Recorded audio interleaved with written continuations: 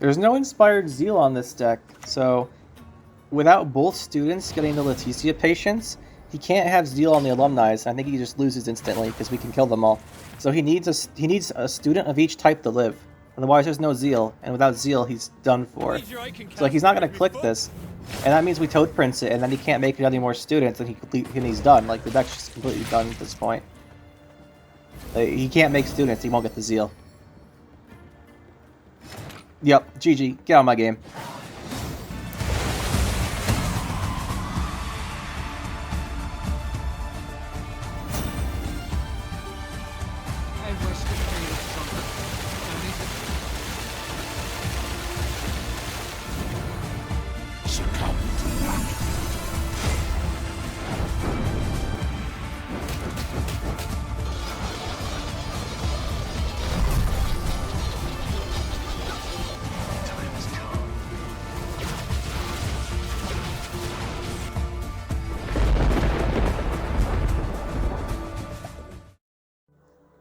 Today I wanted to go back to Deathwish just because I had so much fun playing Deathwish last time. But with so many decks around, I decided to go for a control Deathwish deck. I wanted to deal with all those annoying Alumni type players and stuff with all the annoying engines. I wanted to deal with those. So we're going to play this deck, and let's go through it just because I think it'll be pretty interesting to take a look at what I wanted to do here. So, we're running not Crystal Skull, this is supposed to be Urn of Shadows. There we go, Urn of Shadows. I'm not sure why that's Crystal Skull. It's because I copied the deck from somewhere else. For those of you who don't know, there's a deck cap of 40 decks. Can't have more than 40 decks, but if you right-click a deck and hit duplicate, you can go above the 40 deck max and just edit the deck. It's like, go back to Deathwish, copy Deathwish, and then, well, I'll just show you real quick. Let's X about saving. And like I go here, I duplicate it, and I've got this deck copy now. But if I want to make a new one, for example, I'm past 40, so you can just copy decks you already have. And, yeah, just random fact. Now, we are playing here the Haunt, the Ownermancy, and we're playing Overwhelming Hunger, obviously. So we have Haunt, and the reason you have Haunt's really good. It creates 3 consumes for you, because you get 2 from Barghest and 1 from Desert Banshee. Desert Banshee's engine, and you end up with the Night Wraith, which is quite nice. So Haunt's really good. We've Ownermancy to get Haunt and some of our other cards. We're playing a lot of cards I kind of want, so we're playing the Ownermancy for them. Just for consistency, we have the Heat Wave. Some stuff you need Heat Wave for. This is a pretty heavy control deck, so we're going to be running the Heat Wave to deal with things. We have the Mushy Truffle. Now, the reason why this is here is I wanted to experiment with Celeano Harpy a bit. Just thought it'd be kind of fun. So we're running Mushy Truffle to make extra Celeano Harpy, and yeah, just for resilience on the Order of the Golden Froth. I don't really think it's the best choice, but I think it'll be fun. I wanted to try out the Harpy a bit, so this is fun. So we're gonna do this. I was excited to try this out. Now we also have Deadlift High Ramper. Tons of value from him. If you go to a short round 3 with 2-liter charges, you throw this down and put both chargers on him. That's 24 points right there. It's quite nice as a finisher. And you can make him with the Caranthier as well. We're running Maruna. Sees enemy with 4 power or less. This is fantastic against 4 power engines. It's so strong. The buff to its points, too, from 4 to 6 made a pretty big difference. Because now if you seize a 4 power card, you get 6, and then you take 4 from them and put it to you. So it's a 14-point play if it hits a 4 power card. Really good. And you can really mess some stuff up. Take a Flying Redania or something like that you can do with that. And it's really useful to play. We have the Caranthier. Caranthier has a couple of good targets here. We're not playing... I experimented before with the engine, well, the overload type on the consume, right? Where you play like Ruin. Yeah, mostly just use Ruin and Caranthier, then every turn you're trying to consume for value. Too much control for me to try and do that right now. Too much Graveyard Banish. The Graveyard Banish isn't so bad for Ruin because he comes back during your turn, so it's hard for them to banish it. But too many Madoc bombs. Ruin's really vulnerable to Northern Wind, and I've just been playing a couple Madoc. I've seen enough Madoc that I don't want to really go for it right now. But you could do it. I just went and running the Mushy Truffle instead, just because we're trying out Celeano Harpy. It's going to be fun. I'm excited for this. Now, talk about Caranthier. Toad Prince. Toad Prince is one of my... It's one of my favorite monsters cards now with the Consuma 4 power lower. So good. It's just so good. I love this card. Imperial Manticore destroys the lowest power enemy. Like I said, we're playing heavy control, so this is going to be in here. And we have the our Shadows, like I said earlier, we swapped it in for the Crystal Skull to use. And then we've got the Parasite, more damage, 2 Alzur's Thunders, even more damage, because a lot of our damage requires Deathwish, so stuff like Maruna, Manticore, they take Deathwish, the Rotfiends we're getting to take Deathwish, so I wanted something I didn't need the Deathwish, so I don't have to use Leader Charge on it, so we threw in 2 Alzur's Thunders. This is a heavy control deck just to deal with all the annoying stuff I'm going up against. We got the 2 Celeano Harpies, it's fine. The Barghest we're also running is, the Barghest has Consume, next turn has a Consume because you're probably going to have Dominance. Celeano Harpy has Consume, no second Consume, but if you have the Bonded, you get a Harpy Egg. The Harpy Egg's worth 9 points if you consume it. That's really good. So that's why I figured we'd try the Mushy Truffle for. If we can get a Bonded on this, normally it's 5 with the Consume. If you have the Bonded, it's essentially a 14 because you will consume the egg. And that's really good. So I wanted to see if we can get some value from this. We're not going Overlord on this, but Overlord. We're not going crazy on this, but we're going to try and see if we can't get some Celeano Harpy value of these games. I'm really excited to try it out. 2 Rotfiends, again, damage. The Urn of Shadows triggers this for 5 damage. Urn of Shadows is also great because it triggers Maruna and Imperial Manticore. You can really deal with a lot of annoying stuff with it. Super good. The Barghest for 2 consumes just 1 Harpy Egg. This could be any 5 provision card. I just figured since we're playing Celeano Harpies, it'd be fine to throw in 1 Harpy Egg. You could also put in a second Harpy Egg and 1 less Rotfiend. I just wanted the control more than I wanted the 6 points from the egg. So it's up to you on that one. 2 Foglets. I like Foglet just because it's 10 for 4 eventually with the value, and it helps set up stuff. So the Fog's nice if they play something that's fairly big, and like a row by itself, and then the Fog starts hitting it, and then you can take it with the Maruna or something like that. It's also just really strong value as a Deathwish card. The 2 Archaspores within our deck, and then we have the 2 Desert Banshees because it's a 4 for 4 engine with a lot of value. And yeah, that should be it. This is the deck. We're going to use it out. I'm excited to see how Celeano Harpies do. Mushy Truffle, not sure it's the best card. Well, I'm pretty sure it's not the best card, but it should be fun. And I'm excited. Let's go see how this does. Alright, let's go game 1. What are we going to find? Oh, Double Cross. This could be interesting. So, our issue with Double Cross is if they can make a lot of value from our cards because we have the combination of Consume and Deathwish. They can take the Consume cards, they can take the Deathwish cards, and if they've got both, that can be a lot of value. So we're going to have to do a lot of round 1 control here. It's going to be pretty important we take round 1. I want to force out round 2, his Artwad, his Leader Charge, and his Joachim if possible. So that would take round 1 here. Oh, Emissary! Okay, this is perfect, because now he's set up, we just play Manticore for 17 points. With a Leader Charge. Actually, it's 18 points. It's got 3 from the Leader Charge.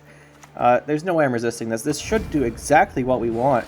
We want to take round control here, and force out all the stuff round 2, again with a short round 3. We won't have the short round 3 of double Leader Charge Detlef, but we'll have the short round 3 of something with a Leader Charge. I mean, that was such a tempo swing that I think we just got the round. Let's just play this. I don't think he's going to even attempt to come back in this round. I mean, that's what Imperial Manticore can do, by the way. And same with Predatory Dive. They don't expect Predatory Dive because usually that's an Arachna Swarm deck. We could run it in this because we have Deathwish. Okay, Xavier is going to banish. I don't care about Xavier. We don't play... Yeah, we don't care about Xavier at all unless he's going to put Viper in our graveyard, but I doubt it. So, I think we just play Archaspore within our deck. I don't think he's going to keep going. He's taken a big hit already. And he's probably going to preserve, yeah, I think he probably wants to preserve his Sunset Wanderers, and he's going to be in a pretty poor position if he keeps going. His deck's probably better in the long round anyway, so he probably counts on this round, long round 2 being pretty easy for him. Which honestly it might be, but we can try and get out some stuff. Okay, Detlef helps a lot. Haunt, okay, I was going to say Haunt would be fantastic if we drew it, so I don't have to say it anymore. We got it. Harpy Egg, how many consumes do we have? We have 1 consume... 1 consume here, 2, we don't actually need this one. We've got a consume from Harpy, 3 consumes from Haunt, 4, 5 consumes if we count this. And we've got 1 Deathwish, 2, 3 Deathwish. Yeah, we don't need this. This should be good. A lot of Deathwish, a lot of consume. Do we just open Haunt and just push hard? I think we do. I think we just go for this. If he has a Heat Wave, he'll Heat Wave this. Some of them are playing. It's not too uncommon to see Heat Wave in these double cross type decks now. We just kind of need to keep a bit of control on his cards so he doesn't take too much value from us. Harpy Egg, go Vargas. This should be good value here. Very nice. Very nice. Now, the only other Deathwish card we have in our hand is going to be Detlef. So if we want to finish playing Haunt, we're going to use Detlef this round. But we have Coryanther, Detlef. Get a bunch of value from consumes and stuff. Not too worried about that.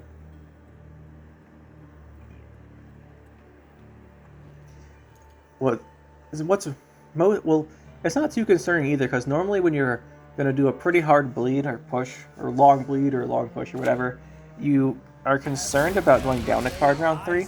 I'm not, because we want an even from Imperial Manicore. So that means we can be pretty... But that being said, we can go pretty hard. The reason we're going to do this, by the way, is there's no way we can actually force out a bunch of his big cards without committing. And once his big stuff's gone, I feel much more comfortable. And I feel more comfortable in a short round 3 where his stuff's gone and my stuff's gone, than in a short round 3 with his stuff and my stuff left. Just because 1 leader charge is really impactful when we have Deathwish cards. Like even just the leader charge on Rotfiend's 13 points. We can force out like Artwad, Joachim. Leader charge, his round 3 is not going to be too bad. Now, the issue here for us is he's getting a ton of value. We're going to consume this. There's nothing else we really want to consume in his deck. It's a little concerning how much value he just got from that Illusionist. He got, what, 1 point back, consumed it for 6, 7, and 11-point Illusionist. That's not the kind of stuff I want to see. Oh, there's going to be another Illusionist here, right? Yeah. He doesn't have Dominance, though. Still, he's probably going to be able to activate that with Duchess Informant or something. He could even coup the Informant for a Bargus. That'd be a lot of points. So we're going to have to kind of keep up here on points. We could just, we could finish our Haunt here. We could also go for Celeano Harpy. I just want to consume something. We're going to get rid of this so he can't coup us. Because I don't want him to coup on our Bargus. Just get an easy way to activate that Harpy Egg. And we have enough consumes that we don't need that one anyway. So this will be a good way to make sure he can't just play a coup on that to activate the Harpy Egg. Because he probably is holding coup. And that would be pretty bad for us, because if he coups that, we lose a point. Well, we get this in our points. He coups it, he gets a Bargas. The Bargas is a 6, and he activates a 6. That's a 12-point coup. Then you can keep the Joachim coup for round 3. Not what I want to see.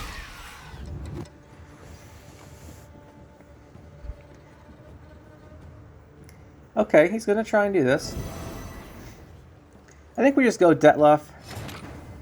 If the invocation is Detlef, that's not great, but it's not bad, right? Because the invocation is Detlef. We can just consume this Night Wraith, and our Desert Banshee's getting pretty tall. So he might be actually tempted to get rid of this Desert Banshee instead, because it represents a lot of engine value. But really, he should get rid of Detlef. Of course, he can't get value from Detlef, so... Not easily, at least. He should probably invocation Detlef if he has it, though. I wouldn't be... Okay, there's the coup. On his own... Okay, so he has a Detlef. That be... Okay, he's almost... So he has Joachim coming up. What's he gonna Joachim? Oh, he's taking a card from us. What's he gonna take? He probably takes Mushy Truffle, right? Or Heat Waves. He could Heat Wave something. It's gonna be Heat Wave. Yeah, yes, okay, you got rid of the Banshee. It would have been better for him to get rid of the, what's his name? Well, we'll get the Bonded here, which is nice. It would have been better for him to get rid of Detlef, because Detlef represents 18 points. And Harpy, we got the Egg, which is great, and its Bargus can trigger the Deathwish on the Egg. And Detlef, the Deathwish on the Night Wraith isn't too valuable. I'm not really concerned about that, it's just 2 points. And we have a bit of resilience here on the Mushy Truffle, so that's pretty good value. Bargus is going to play for 11, and then if he doesn't kill it, we get another bit. We have done, by the way, we've done 2 of the things we want. A couple of the things we wanted. We wanted to force out Leader Charge, that was a big one. It's gone. I wanted to force out the Sunset Wanderers. That's not as big a deal because it's probably going to happen, but we got rid of it. Now we want to get rid of Joachim and Artwad. If he only has one of those round 3, I think we're okay because we can hold on to Heat Wave for whatever he plays with Joachim. So it's not too bad. We're going to save Heat Wave. Bargus here will get a bunch of value. And yeah, we'll have carryover. We'll have a leader charge. Carryover from this Mushy Truffle. I think we're good. Should be set for round 3. I do want Joachim or Artuad out, though. Preferably Artuad. Joachim, he plays round 3. We can Heat Wave whatever he plays off of it. And then the coup isn't so bad. Indication, okay. Interesting. We'll just zap here. And let's see what his last play is. We're not going to play this Heat Wave. We're just going to save it for round 3. We have a pretty big round of 3 advantage here. Oh, and nice. Joachim's gone too. So his last card is probably Artuad. Yeah, we couldn't consume the egg because he took that, but that was probably pretty good for him. That'll secure him this round. And I guess that's what he wanted, but all he has left from his big plays is Artuad. And I guess maybe Brothens, but that's all he has left. No leader charge, no Joachim. He does have coup. But knowing he has coup, we can just make sure we don't have a spying card, and it's kind of useless. Those are Banshees. Not really. I want. Ooh, Maruna is, though. I'll take this hand. The consumes are really good, because we can consume whatever he puts spying on that he can't coup us without playing an actual spying card. And if he does, we can consume it. Like, he gives us a, I don't know, Duchess Informant, we can kill it. See what he opens with. Obviously, you have Rotfiend and Maruna here for value. Them with hunger, crush them with thirst. It's better if Rotfiend goes first, because if Rotfiend loses value, Maruna loses double value compared to Rotfiend, right? Like, if he gets overkill by 3, we lose 3 value. If Maruna takes a 2 instead of a 4, we lose 2 value and then 2 value again.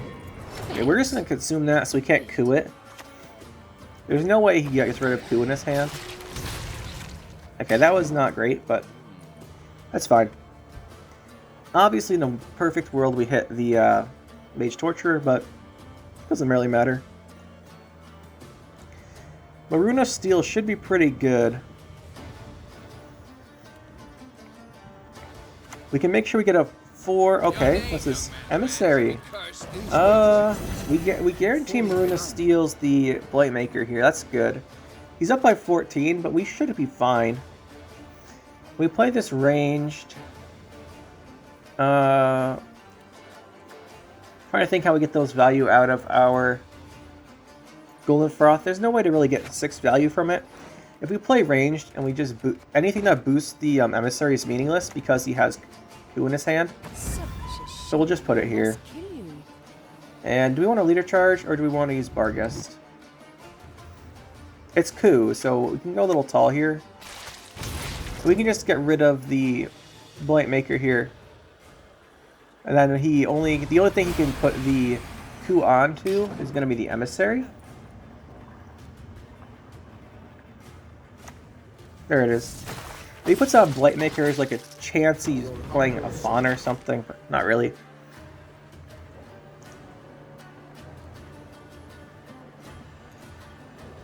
Probably was better if he's consumed the Emissary. He's played with Mage Torturers, but it doesn't matter here. And we'll just Heat Wave. We don't need this, but I'll give us 4 points anyway. And that's GG. Last game was pretty interesting. I would have gotten a couple more points if we... Well, we consumed so he couldn't coup. Didn't matter because we were up by so much. Why is this Crystal Skull? Oh, that's right. When I made the deck, I exited without saving to show how to make more than 40 decks. Nice. Guys, we got Crystal Skull this game. It's supposed to be, what's the other thing? The Inner Shadows. It's supposed to be Inner Shadows. But we'll make do with this. I can't believe that. Yeah. When we started, I remember we started the video and I went to the deck list and we had Crystal Skull and then I swapped it for Inner Shadows and then I went out because it wasn't supposed to be Crystal Skull in the first place. So I was showing, it reminded me how I duplicated the deck. I just forgot to change the stratagem. And then I went back to the deck editor without saving to show how to make a... Yeah, that's what happened. Okay. Okay. Go work with it. It's not the end of the world here. It would have been nice because we could have killed this, but we'll make do. Now, the question you always have to ask yourself with Jackpot is it Salamander? Usually you can tell by if it's Salamander, usually they play really heavy, like big cards round 1 to make sure they win it. Or they play a lot of engines. And he's kind of going to that engine route right here. And there's the Seeky. Suspicious. Could be Salamander. We could Maruna that. It's probably a good Maruna target. And it'll deny him value later on. This is probably a good Maruna target.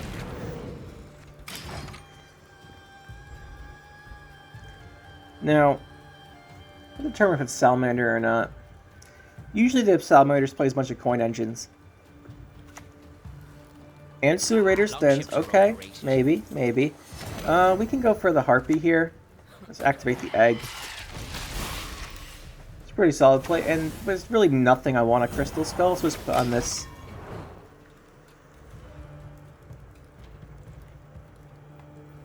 The reason I don't want to put on Flying Redanian, Flying Redanian is the only thing I really don't want to put it on here, just because there's a chance he's playing Philippa, and if we Philippa it, I want him to choose between a high value Philippa and a Philippa on the Redanian. Now, the reason we passed here is because we played Kurt. I don't think he's playing Salamander. Playing Salamander, I don't think you have room for Kurt. And as we can see here, this Witch Hunter Executioner, it's bounties. By the way, Salamander really not that common anymore. Almost all the Jackpot players I play are actually playing this type of deck like our opponent's playing here. Well, at least what I assume they're playing is just a value deck, trying to get value from the Jackpot passive. So, Salamander is less common in my games. I don't think I've only played Salamander a couple times this season. I've played several of these people. But you just have to ask yourself that, like every game. Make sure it's not Salamander. Now, he won round 1. By the way, the other thing why we're not too concerned about Salamander is we're playing Deathwish. If he wants to just blow up the board, we can just play a Mana Core, and then he loses his Roland. So he just goes to 0 cards. He could have the Abominations, we can kill us first, then just play Mana Core, against the Roland second Salamander, and everything dies. I guess the Salamander lives in that case. We should be fine. I don't think it's Salamander. The other thing is we can Heat Wave this scenario, or the location, and then the Salamander's combo doesn't work. But you save Roland, you have Roland, the location, and Renew, and Salamander. And if you Heat Wave the location, they just don't have a way to kill a Salamander. So we're pretty fine here. If he plays Defender, we have plenty of ways to get around it. That's just all hypothetical, though. I'm pretty sure he's not actually playing Salamander. It's just a value deck with Jackpot. I guess we open Haunt. No reason not to.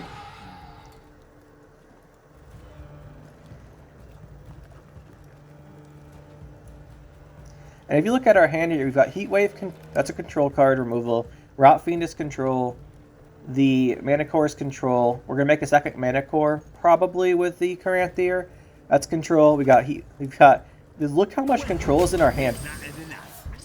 The only non-control cards in our hand are Onomancy and Mushy Truffle. That's how much damage we're going to do to this guy. We'll just kill this off here. We could have gone for the Toad Prince here, but I like this a little bit better because it sets up a potential consume for next turn without a leader charge. We have to watch out for Graydon. Graydon's going to kill our tallest thing. We know that. Okay, there's a Witch Hunter guy. So he's setting up a Graydon here.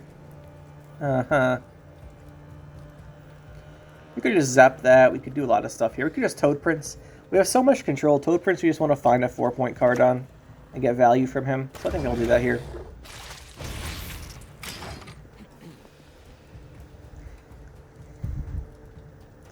I forgot we want a Harpy. I don't really want to... The thing is, if you consume something with bounty, you give him free coins. I want to make him kill it.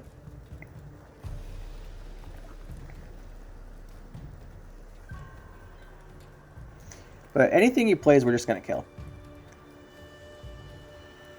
And that way he won't... Like, he's playing Caesar, right? He has no Caesar targets. Caesar is really bad. What's his finisher going to be? We have to figure that out. It could be Fincy. Might just be set up bounty and then go for a freak show. That could be it too. We'll see what it is. There's that guy. We can kill that a variety of ways. I like this way. Let's see what he goes for next. The only thing that'd really mess with us here is if he plays the defender card with the scarabs, and that messes with our mana core, but he's not going to be doing that, I don't think. You don't really see that very often. This does not really seem like a Salamander deck. I'm going to stop saying that now. Basically establish that. Sea Jackal we can kill. We could just Parasite it. It loses a bit of value, but we still have 2 Imperial Mana Core activations left, so I'm not too concerned. We have 2 Imperial Mana Cores, which kills anything he plays if it's a unit by itself, and then we have Heat Wave. So he's really realistic. He only has 3 playable units in his hand. And then we have short run value, right? There's the Graydon we talked about. Smart. Well, I'd say smart he didn't activate the tribute, but he didn't have the coins for it, so I'm not sure that's voluntary. We could play out our Dettlaff. How many consumes do we have?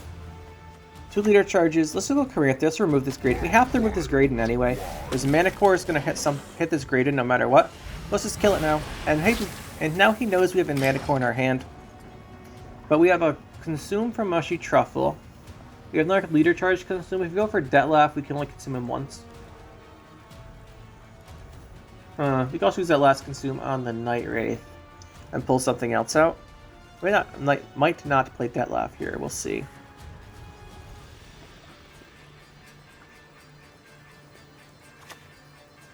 Like I said, Caesar's pretty bad without anything else. We could just throw down this Mana Core and not use it. We don't have to leader charge it. We can consume with Mushy Truffle, and then if he does something about it, we can play our Dettlaff Fire Vampire from our deck. We got a good lead here. So he is playing Jackpot with 8 coins. He essentially has 17 more points in play right now than it looks like.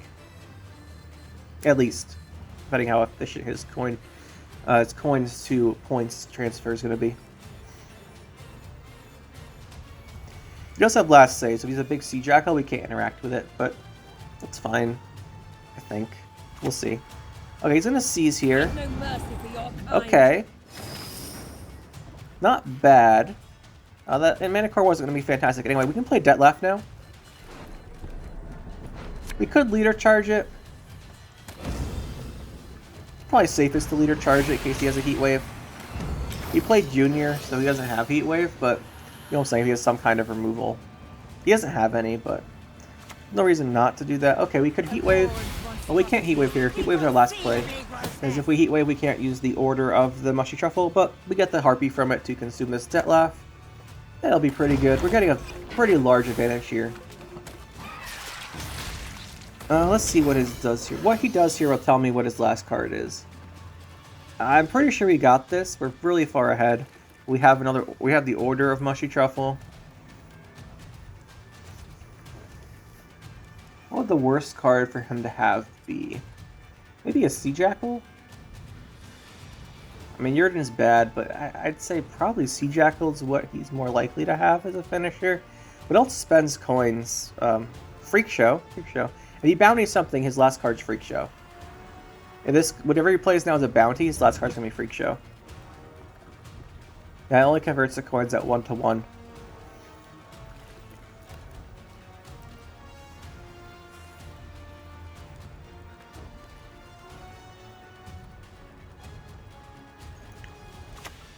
Alright, his last card's definitely... Wait.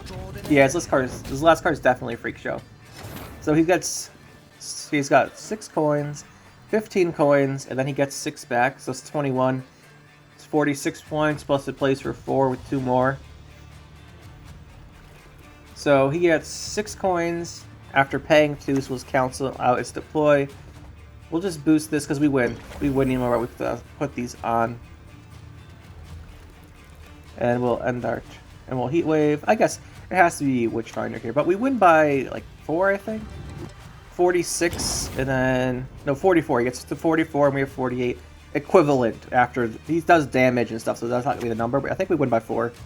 Yeah, and it's for each other. There's nothing else it's gonna be if it's set up that bounty. It's the worst case scenario for us. The best case for him is if he has that. But I think we win by 4. Okay, I think he could have done this without. He could have gotten this an extra point with how he used Jackpot. He doesn't have an extra coin, but whatever. Yeah, we win by 4. GG. Game 3. We'll do one more. Actually hoping to run to Alumni. Oh, here we go. Let's face them. Hopefully we go first. If they go first, we have a problem. And this isn't a normal Alumni deck. Actually, this is bad. The reason this is bad is I was hoping we were against like the Inspired Zeal Alumni deck, the standard one. But this is going to be some kind of combo Alumni, or it's going to be Meditating Mage spam. Now, it's probably combo Alumni. And the issue here is that if you look at our hand, we have a lot of value from Imperial Manticore. But if he uses a leader charge, he puts out a soldier guy, the 2-strength guy, and he just blocks our Imperial Manticore. So actually, this is not good. I wanted to face the Inspired Zeal version, because I can't do this. He's going to play a card here, then leader charge and draw what he wants, then we'll have our Imperial Manticore blocked. I was going to say we have a really good matchup against Meditating, or against Alumni's. We have so much control. But, and our control can deal with stuff that's higher than 4 pretty easily. But this is a different version. The leader things here just wreck our Maruna and our Manticore. Hopefully it isn't leader charge. Hopefully this is the stratagem, not the leader ability. Just don't leader charge so I can actually do something here. Okay. Awkward. So, most likely, we have to zap that with our Alzur's Thunder. But I don't want him to play another one. I don't want to Heatwave this. I want to Heatwave Leticia so we can't renew her. I think that's this deck. We have to get rid of this recruit. We could Toad Prince. That feels really bad. But if we just set up something. We just set up Desert Banshee. Let's just set up Desert Banshee. There's a Leticia. No one is born a mage. The vast majority If we just zap now, we can consume all the students. Unless you guys do another leader charge. We'll just wait, and then we'll act like we don't know what to do, and then we'll just hit the recruit with Alzur's Thunder, and then he's going to play. This is going to be the range students. He's going to try and get Leticia, reset Leticia, so all the range students get up like order plus 100 or something. And now we can just hit it with Manticore if he does that, and we can hit it with Maruna. I like Maruna better, but we'll see. We can do both. We don't have Corinth here. We'll just zap it, because now we'll make it look like we panicked and we zapped it. We don't want to hit the shield. Now he's going to play the student and we kill it. And if he plays this student with Amphibious Assault, then our Manticore kills Leticia. So we want Manticore, we'll hold on to Manticore over Maruna, because if he goes for the Amphibious Assault, we can then kill the Leticia. Our goal here is just to not let him get one of these students with the Patience. It's going to be kind of hard. Like I said at the beginning, if this was Inspired Zeal, it'd be so much easier because you wouldn't have to worry about the recruits. Decree, interesting. I guess we Manticore that. So soon. And we just Manticore this. Goodbye. And that's both students, so these decks I don't think actually play the Banard student. I think they're just going for they must play Banard student. Yeah, they must play it. That's going to be melee, so they should know we'd kill it. We can Toad Prince it. Oh, just straight renew? Huh. We have a 33% chance we just like instantly win the game if we hit that with our Rotfiend. Then we are in a lot of trouble if we hit. Let's just go for it. If we don't hit it, we're in so much trouble. But if we do hit it, I think we instantly win. Okay, we got it. The thing is, there's nothing else for us to do. We can Heatwave the Dawnmere of Joy, but what are we doing then? Because he's going to use Leticia. Now we can't even shanny that back. It was a risky choice, by the way. It was really risky. but this is a really hard matchup, just because of the leader charge sending stuff out, which he thankfully stopped using. If you put that second one out around the beginning of the game, I think we might have lost, like straight up. Oh, he's gonna try and make another one. Don't make another one. No RNG today. Don't make another R2 as a student.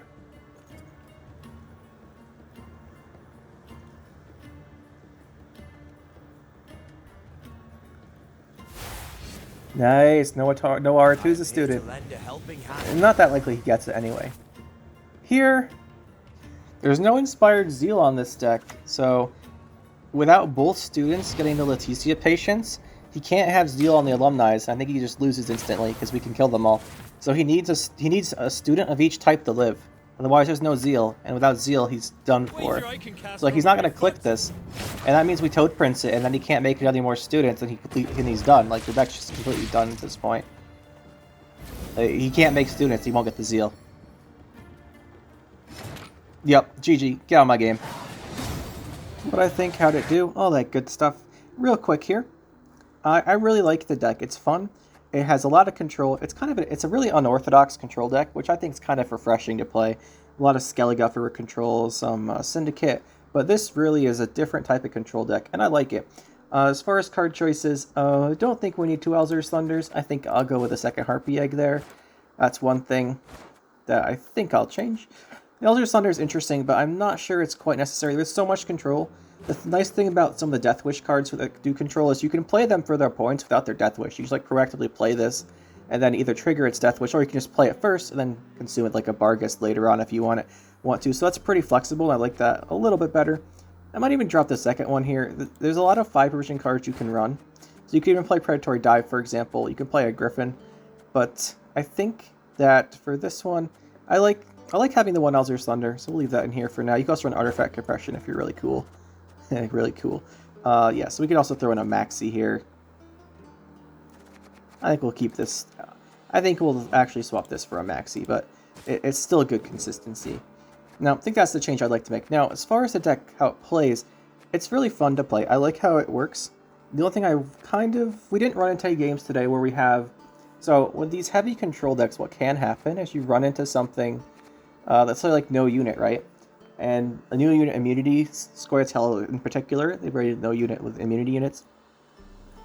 This is probably the best control deck against immunity no unit type stuff, because you still get value from your cards even if you don't use the control part, right? I can still play my Rotfiends as 5 points or my Marunas, and as far as immunity stuff, I mean Rotfiend, Maruna, Manicore, they don't care. They will get the stuff anyway, so that's not too big a problem.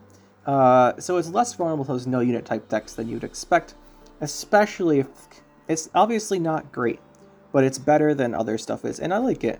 The only thing I really have, and the other thing is nice here is, would you play Ruin? So Ruin's the other option here, like one of the upper end cards we could play Ruin over.